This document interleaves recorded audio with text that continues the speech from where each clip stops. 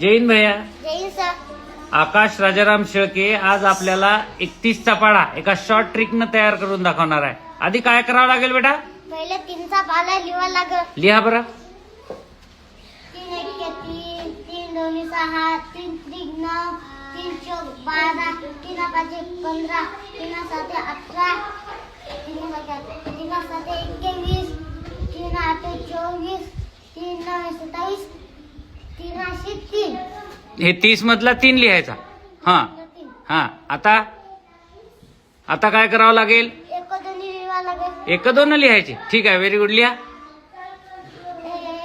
2 3 4 5 6 7 8 9 10.